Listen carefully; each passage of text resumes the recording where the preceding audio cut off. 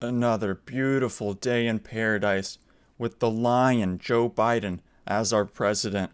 So strong and proud. Actually, I was watching this morning my favorite hour-long compilation of Biden on the campaign trail, and would you believe it if I told you he called this guy fat? It was so awesome. I was dying laughing. I mean, Biden's in such great shape. It makes a lot of sense for him to call someone else fat.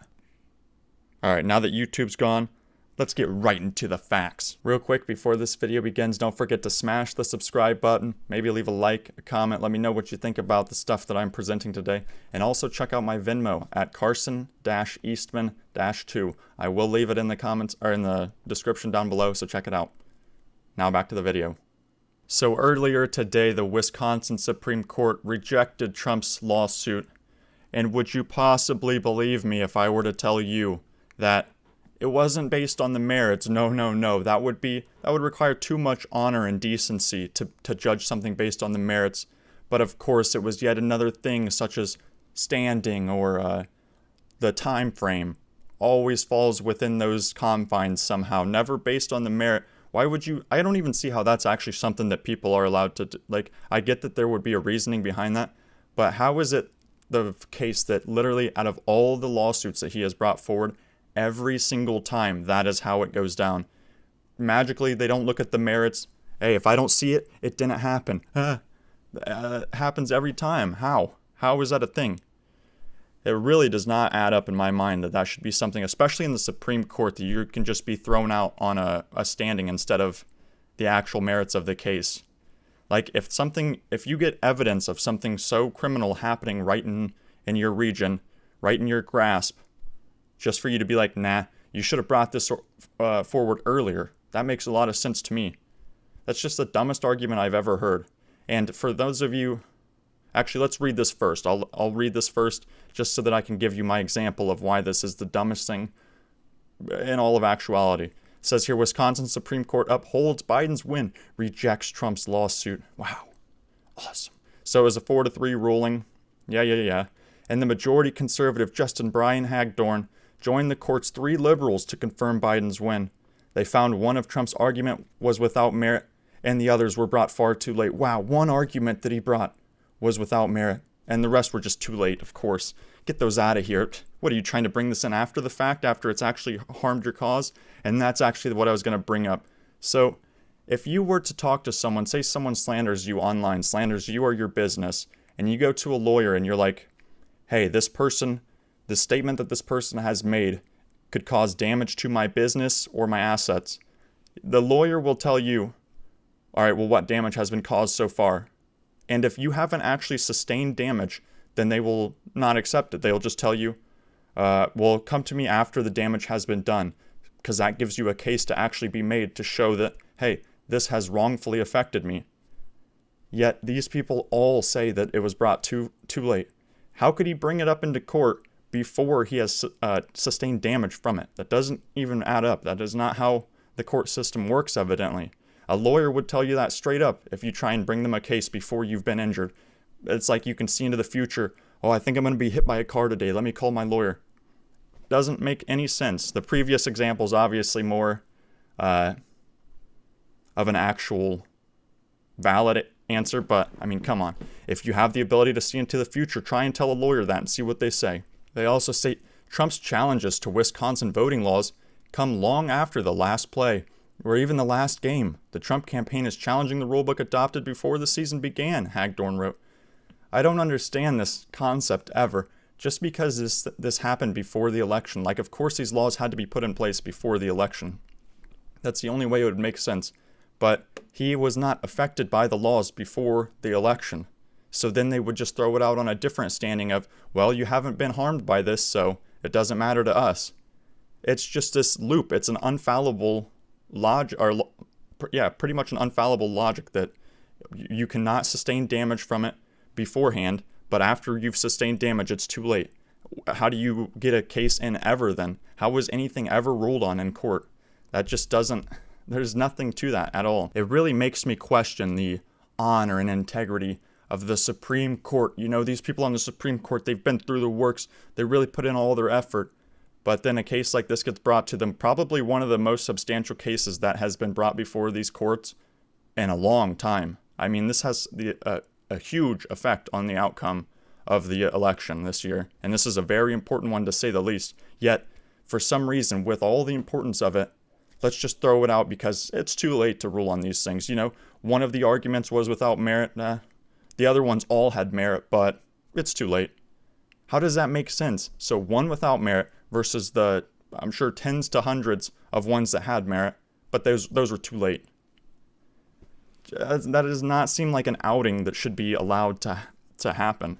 That just seems like an easy way out where these people can cower in fear and say, well, I don't want to be against the majority, so, too late. Should not be something that these people are allowed to determine. So this was a statement made by one of the judges, one of the justices here on the Supreme Court. During Saturday's arguments, Karofsky said the approach smacks of racism because Trump targeted the most diverse parts of the state. Wow, so I love that is just the easiest. It's such a juxtaposition that you can just say something is racist and then it's a free get out of jail free card just handed out whenever. Well, this is racist in my opinion, so in my white opinion.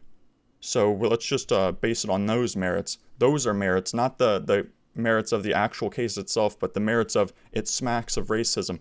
Oddly enough, this Karofsky is a chick, and the other previously mentioned person, Hagdorn, Justice Brian Hagdorn, both added within the last year. Something weird to that. The two with these dissenting, heavily stanced opinions on this case, the only two I believe that are listed with quotes, such as this, that state that the case is just to be thrown out. The only two people to make those statements are the ones added within the last year. I wonder why, but who's to say, you know? It's just brought up too late. Too late for us to rule on these things. Too late for us to change how our election was illegally ran, where the rules were changed without the confirm of the legislature. We bypassed all of the safe suits, I believe that's a word, that kept the election fair and legal. We bypassed all of those. We just get rid of them, throw them in the trash. But yeah, it's too late to bring this up now that you've been affected by how crappily we ran our state. Makes a lot of sense. They say in some cases clerks filled in full addresses, but in many others they added only part of the addresses, such as the city or state. Wow. The two most important things. Remember that story of the ballots? This truck driver's like, yeah, I drove ballots from New York to Pennsylvania. That seems like a wrongdoing, in my opinion. Okay, so what if these ballots just magically were like blank ballots that had only the state or city missing from it so that they could be driven across the border? And yet this is okay for these clerks to just fill in the addresses. What kind of wonky world are we living in? I honestly think that the election should be ran in the most archaic way possible. Someone taking like a stick and a rock and punching out a hole for who they choose. And then it's handed off to one person. One person has the ballot, and then they have observers look at it afterwards. It's like, it should be ran. There's no way that we should have technology magically changing everything. Technology here and there. Let's send it through the wormhole, send it through a black hole, back through the portal on the back end. It makes no sense, this type of logical loops that we're trying to input to make our system less secure, yet quicker. Sometimes quicker is not the better option. Sometimes maybe doing the actual hard work and making it so that we have a fair count of what is going on is the right answer. But nah, we don't need that. We just need people to do the work for the people who evidently didn't know how to fill out a ballot. How do you forget your city or state on your ballot? That doesn't even make sense. What kind of person is like so blasted that they forget the city or state when they're filling out their ballot? That's like the last thing you'd forget. But now let's just let the clerks fill that in. A little judgment guess, maybe. Said here the majority did not weigh in on that argument, saying it was among those Trump waited too long to raise. Yeah, that's a good one. Pretty much all of these are just, he waited too long to raise, you know? If he would have brought this before us, we would have told him that he hasn't sustained any damage, so there's no reason to bring it before us. But since he waited too long, yeah, it's been too long now. Makes no sense how dumb these people's arguments are. How is it so easy for people to just say, yep, this has a lot of merit. I mean, one argument doesn't have merit. all the other ones do, but yeah, you waited too long, so let's just throw the whole case out. How dumb can you be? How can someone be on the Supreme Court being that stupid and arrogant? Hell, I should be on the Galactic Court then. If people this dumb are allowed to do this, I should be in the Galactic Federation Supreme Court of the entire world, evidently. Because I wouldn't make dumb judgment calls like this. It says, but the dissenters contended that having clerks fill in the addresses violated the law. So the three people who were on Trump's side said, yeah, we agree. Why in the hell would we allow people to fill in addresses, full addresses? That doesn't even make sense. How would you know someone's address? Look up their name and then write it down for them?